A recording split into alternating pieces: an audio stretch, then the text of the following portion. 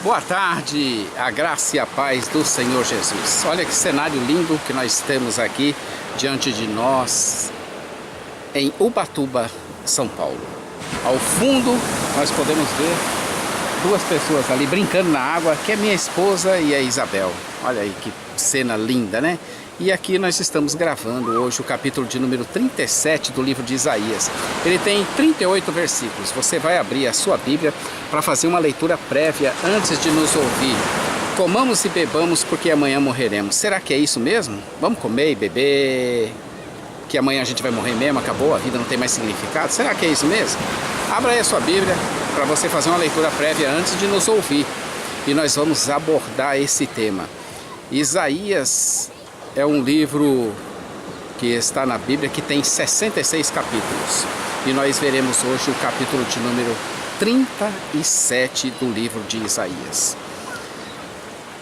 Nós estamos nos baseando nos comentários na Bíblia de Estudo de Genebra e nas suas referências também. E nós estamos na terceira parte, que é a resposta de Isaías ao julgamento assírio, que começou lá no capítulo 7 e vai até o 39. Lembramos que o propósito de Isaías era incentivar os seus contemporâneos a serem leais ao Senhor e exortar os futuros exilados a se arrependerem dos seus pecados e ainda confiarem que após o exílio o Senhor abençoaria o remanescente fiel e as outras nações. Ao estudarmos e nos aprofundarmos nesse maravilhoso livro de Isaías, feito por esse Criador que fez os céus, a terra, o mar, o ar e tudo que neles há, nós ficamos admirados, porque ele foi escrito há mais de 2.700 anos e como ele é atual. O mesmo mar de 2.700 anos é o mesmo mar de hoje. A palavra de Deus também não muda, ela fica e permanece para sempre. 2.700 anos é escrito o livro de Isaías e nós estamos aqui comentando isso. Já pensou Isaías escrevendo lá, falou assim, puxa, o que será que daqui 2.700 anos, lá numa praia de Ubatuba, será que vai ter alguém meditando na palavra que eu estou escrevendo? Pois aqui estamos, eu sou o pastor Daniel Deusdete da Semeadores, semeando mensagem de vida para o seu coração. Todos os dias estamos aqui com a palavra de Deus, de edificação, de exortação, de busca ao Deus que se deixa achar, cujos sinais são manifestos, ao Deus que nós devemos adorar esse Deus que criou os céus, a terra, o mar, que nos criou todos nós. E nós estamos aqui meditando nessa palavra de Deus. Começamos esse nosso projeto com a Bíblia em 2017 e vamos concluí-la em 2016, aliás, dia 21 de abril de 2016. Vamos terminar em 23 de julho de 2019. Estamos no capítulo 37, você deve abrir a sua Bíblia aí para você fazer uma leitura prévia, porque são muitos versículos e muito conteúdo e muita informação. É necessário que você acompanhe o que estamos dizendo. O período corresponde mais ou menos à época entre 740 a.C. e 686 a.C., que se encontra bem detalhado lá em 2 Reis também, a partir do capítulo 15 até o capítulo 20, envolvendo os públicos de Judá e de Israel. A resposta, para a terceira parte, a resposta de Isaías ao julgamento assírio. Dentro dela, a invasão de Senaqueribe, que começou no capítulo 28 ao 39, e a invasão e seus desdobramentos, começa no capítulo 36 ao 39. Então estamos vendo, como já dissemos, nesses capítulos a ligação. Nesses capítulos de ligação, o relato da invasão de Senaqueribe pela ótica de Isaías. Grande parte do material presente aqui, conforme a Bíblia de Estudo de Genebra, é paralela a 2 Reis, no capítulo 18 a 20. E essas duas passagens formam uma ponte histórica entre os blocos compostos pelos capítulos de 1 a 35 e pelos capítulos de 40 ao 66, que são 27 capítulos. Então, entre os capítulos 1 a 35 de Isaías e o capítulo 40 até o 66, nós temos esses 4 capítulos que formam, que é o 36, o 37, 38 e o 39, que é o elemento de ligação, que ligando esses dois blocos temos a invasão de Senaqueribe, que ocupa todos esses capítulos. Essa presente sessão foi dividida em 3 partes, O primeiro encontro com o exército assírio, capítulos 36 e 37, estamos encerrando, vendo e concluiremos hoje. O segundo encontro, no capítulo 37, começaremos a ver hoje, e o resultado da escolha fatal de Ezequias, que veremos somente amanhã. O primeiro encontro com o exército assírio, capítulos 36 e 37, em continuação. Como também já falamos, a partir do verso 1 desse capítulo, até o final do capítulo 30, até o final do próximo, estaremos vendo como foi esse primeiro encontro. Também dividiremos essa parte em 4 para melhor compreensão do assunto dessa invasão interessante e do desfecho que Deus proveu por pura graça ao povo de Jerusalém. O profeta descreve o primeiro estágio da crise provocada pela invasão da Síria, registrando o sucesso assírio, já vimos, o desafio do comandante de campo, também já vimos, as reações ao desafio, veremos em continuação agora, e depois nós veremos a partida do exército assírio. As reações ao desafio assírio em continuação. Como havíamos dito, os assírios foram vitoriosos nessa campanha militar, especialmente conquistando a maior parte de Judá. Depois disso, passaram a ameaçar, como se era de esperar, a própria Jerusalém. Primeiro eles conquistaram Judá e depois passaram a querer conquistar Jerusalém. Tendo o rei Ezequias ouvido essas coisas terríveis, diz a palavra de Deus que ele entrou na casa do Senhor e diante dele manifestou expressões de lamento ou arrependimento, que significam humildade, dependência e anseio por comunhão com Deus. Na verdade, havia pânico nele e em todos os habitantes de Jerusalém, que se não fosse Deus, eles estariam em grandes apuros. Ezequias, então, enviou ao profeta Isaías os seus representantes das principais famílias sacerdotais, Eliaquim, o mordomo, e Sebna, o escrivão, e também os anciãos dos sacerdotes, todos cobertos de sacos. Quando estamos sem saída alguma, a quem nós procuramos? É uma pergunta que eu faço a você. Quando não temos saída, a quem nós procuramos?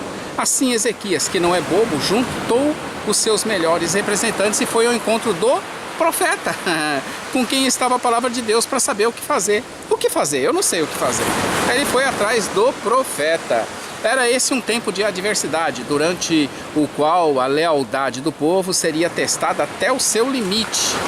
Na verdade, havia chegado a hora de nascer e não havia era força alguma. A situação era tão terrível que nesses versos se vê o reconhecimento da futilidade das estratégias humanas. Em Ezequias havia a esperança de Deus, de que Deus falaria com ele. Por isso que invoca o Senhor e faz perguntas ao seu Deus vivo, que é uma expressão da fé renovada e do zelo de Ezequias pelo Senhor. Ele confiava que o Senhor defenderia o seu nome glorioso. Era essa a sua esperança. Era como se estivesse querendo lembrar ao Senhor, dizendo que lhe ia afrontar um nome e que o que é que ele faria a respeito disso? Senhor, o pessoal afrontou o seu nome, o que é que o Senhor vai fazer? O profeta, no entanto, permaneceu fiel e destemido diante dos estratagemas e das soluções pragmáticas pelos que ainda subsistem, enquanto seu país estava todo dizimado. De fato, Deus estava atento a tudo isso e envia uma palavra de vitória, para Ezequias. A despeito de tudo, Isaías encorajou Ezequias a confiar no Senhor do mesmo modo como anteriormente encorajara Acais. Capítulo 7, verso 4. A partida do exército assírio. Verso 8. O Senhor cumpriu a palavra profética, fazendo com que o comandante fosse até Senaqueribe, que havia trocado Laquis por Libna, uma cidade não identificada ao pé das colinas de Judá. O segundo encontro, dos versos 9 até o 38. Houve então um segundo encontro registrado nos versos de 9 ao 38. Não demorou muito até que Senaqueribe colocasse novamente seus olhos sobre Jerusalém. Ele parecia sedento e ávido por essa conquista, como se fosse algo pessoal para ele. Ele tinha uma sede muito grande por conquistar Jerusalém. Ele era um conquistador. Um conquistador saiu a conquistar e conquistava tudo. Nada ficava debaixo do seu controle que não fosse conquistado. E ele tinha muita sede de querer conquistar Jerusalém. Então ele estava ávido por essa conquista. Podemos dividir esse encontro em 3 partes. A carta de desafio de Senaqueribe, a resposta a esse desafio e a partida dos assírios. Carta de desafio de Senaqueribe, a partir do verso 9 até o 13. Senaqueribe renovou a sua tentativa de persuadir Ezequias e se submeter e depender da Síria. Ao denegrir os deuses das nações, ele desafia Ezequias a deixar de confiar no Senhor. Eu tenho derrotado todas as outras nações e todos os outros deuses. Você que serve o Senhor deve se submeter a mim. Ele dizia. Ele era ousado e ele afrontava mesmo a Deus, falando a Ezequias que não deixasse Deus enganá-lo, prometendo a ele liberdade. Era essa uma afronta direta à capacidade do Senhor de libertar. O Senhor estava prometendo liberdade e ele estava desafiando. Quem é esse teu Deus? Para te livrar de mim, Senaqueribe, o poderoso com um exército de 185 mil homens. Senaqueribe estava crente que o seu sucesso militar era decorrente de seus deuses, que eram mais fortes e mais poderosos que os outros deuses das outras nações. E ele imaginava que inclusive seria mais forte que o próprio Senhor. Ele achava que o seu Deus estava com ele, baseado naquele fato de que a Síria vinha obtendo sucesso há várias gerações. Por várias gerações ele só vinha conquistando. Então ele falou, Jerusalém é mais uma. Nenhum rei de nenhuma outra nação pôde livrar o seu povo dele. E assim ele estava todo confiante. Jerusalém seria mais uma dessas nações e desses deuses. Assim pensava Senaqueribe. Meu amigo, a resposta a esse desafio. Ezequias e Isaías respondem à ameaça assíria de uma maneira que demonstrava confiança neles no Senhor. Ezequias não responde à ostentação de Senaqueribe, mas ao contrário, volta-se para o Senhor em oração. Ao contrário de Acas, Ezequias orou confessando sua confiança radical no Senhor como rei, como criador, como redentor. A ênfase teológica resume a visão que Isaías tinha sobre Deus. Há determinados momentos em nossas vidas que nós nos encontramos numa situação sem saída. E pior, com o inimigo cercando-nos de todos os lados, não deixando para nós saída alguma. E pior ainda, nos afrontando em nosso ser, em nossas crenças e contra nosso Deus, que pela sua graça e misericórdia resolvemos seguir. Assim se encontrava Israel, sem saída. Como é que você está nessa manhã que você está me ouvindo? Você também se encontra sem saída? Assim eles estavam sem saída. A perspectiva boa naquele momento era uma morte rápida. O terror tomava conta de todos e o pavor da morte estava estampado em cada rosto.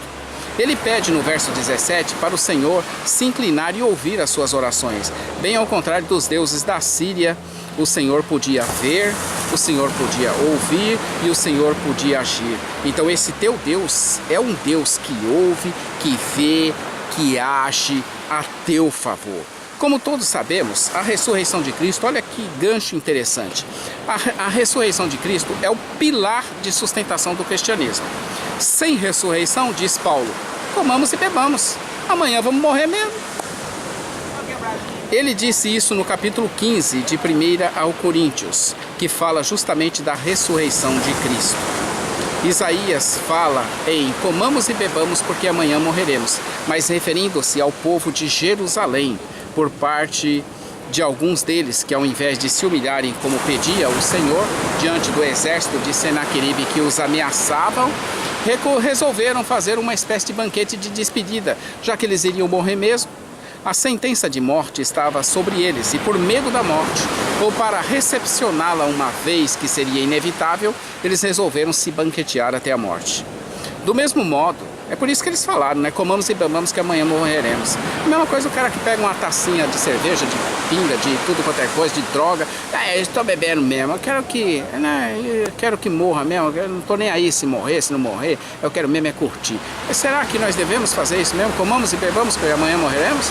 Do mesmo modo, Paulo, pelo Espírito Santo, captou isso no povo que estava escravo do pecado por medo da morte. É por medo da morte que você faz isso.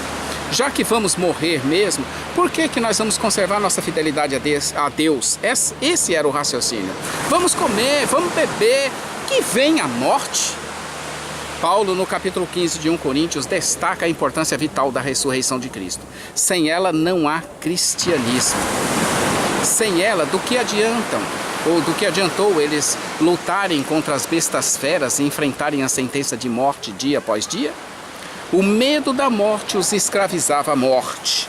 pelo fim da esperança, mas a ressurreição de Cristo nos liberta da morte para uma nova esperança em Cristo Jesus. Eu vou repetir que isso aqui é muito bacana. O medo da morte os escravizava à morte pelo fim da esperança, mas a ressurreição de Cristo nos liberta da morte para uma nova esperança em Cristo Jesus. Eles estavam sem esperança e não criam numa saída. Por isso se desesperaram da própria vida a ponto de quererem se entregar à morte, como uma espécie de despedida. Mas havia um socorro da parte de Deus para eles. Ezequias foi buscar essa esperança com Isaías, com lágrimas, humilhando-se diante de Deus. Em sua oração a Deus, motivada pelo recebimento de uma carta com mais afrontas, como já começamos a explorá-lo um pouco mais atrás, ele a apresenta a Deus e começa a orar, exaltando em primeiro lugar Deus como aquele que está assentado entre os querubins e que é o Deus de todos os reinos e que foi o que criou os céus, a terra, o mar e tudo o que neles há. O Senhor era o Deus das 12 tribos, representada por Samaria e Jerusalém por aliança. Ele estava entronizado acima dos querubins, mas apesar disso, Deus estava com seu povo e governava sobre ele, conforme representado por sua presença no templo santo dos santos. No templo, no Santo dos Santos, que continha a Arca da Aliança, o estrado de Deus, debaixo dos 2 querubins. Somente Deus é Deus. Era uma declaração exclusiva e singular da divindade, um reconhecimento de que fora Ele, o Senhor, quem fez os céus e a terra, o mar e tudo o que neles há. E tinha, portanto, domínio sobre todos os reinos. A ênfase distinta era de que o Senhor era soberano e absoluto criador de tudo. Essa situação difícil não estava fora do controle total e absoluto de Deus. Essa situação que eles estavam enfrentando. Ele reconhece que os assírios foram instrumentos de Deus para juízo de muitas nações e que eles acabaram por fazer um importante papel, eliminando eles, os assírios, eliminando e humilhando esses deuses das outras nações que não são deuses, antes objetos de adoração criados pelo próprio homem. Na verdade, eles iam conquistando esses deuses e como que se os deuses passassem a ser força deles. Cada um que eles conquistavam, eles ficavam mais fortes. Então eles imaginavam que conquistando o Senhor, eles iam ficar bem mais fortes ainda, porque o Senhor seria escravo deles. Finaliza a sua oração pedindo um livramento da morte certa, a fim de que todos os reinos da terra saibam que há um Senhor nos céus que ouve as nossas orações e que é fiel, e que guarda a sua aliança e que exerce a sua misericórdia e graça na vida daqueles que lhe são fiéis, como Davi o foi. Ele procurou pelo servo de Deus que lhe deu uma palavra profética em meio ao caos total da desgraça iminente ou da morte certa e já anunciada. Ele tinha ido procurar e houve uma palavra.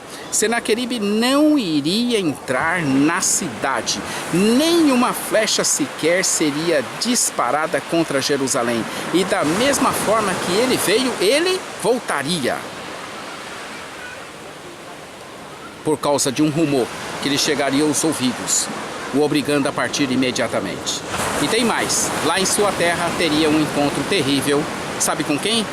Com a morte. Como falar o homem de Deus, assim se sucedeu. O profeta, hein? Esse é profeta de Deus, falando a palavra de Deus. Um anjo do Senhor naquela mesma noite feriu aos 185.000 assírios e eles morreram, obrigando Senaqueribe a voltar urgente para a Síria. Não era Senaqueribe que estava aterrorizando ele com aqueles 185.000 soldados? Ele não tinha oferecido no capítulo 36 2.000 cavalos para tirando uma onda com Ezequias para que ele arranjasse 2.000 soldados que montassem, 2.000 cavaleiros que montassem os 2.000 cavalos e não tinha? Ele não estava com um exército super numeroso que poderia simplesmente sufocar tudo? E cadê agora o exército dele? Morreu. Todos morreram. A partida dos assírios, a partir do verso 36 até o 38. O profeta então descreve o julgamento do Senhor contra o exército assírio. No verso 36, um anjo do Senhor saiu e feriu no arraial dos assírios a 185.000 homens de uma vez. Essa libertação de Jerusalém foi realizada por meios sobrenaturais, como aconteceu na morte dos primogênitos no Egito. Ainda assim, com todos os acontecimentos em Jerusalém que não tinha explicação humana, o coração insensível e insensato de Senaqueribe não havia mudado, como também não mudou o coração de Faraó, que teve que sofrer aquelas 10 pragas. A sua morte no templo de Nisroque contrasta com a vida de Ezequias, encontrara com a vida que Ezequias encontrara no templo do Senhor. Versos 1 e 14. 20 anos depois, Senaqueribe foi assassinado pelos seus próprios filhos. Em 681 a.C., a primeira impressão da leitura mais descuidada nos faz pensar que sua morte foi quase imediata após a sua derrota em Jerusalém. Mas Senaqueribe foi assassinado pelos seus próprios filhos, que fugiram para Ararat, região montanhosa de Urartu, e no lugar de Senaqueribe, Esar-Adon, outro de seus filhos, tornou-se rei da Síria no período de 681 a 669 a.C.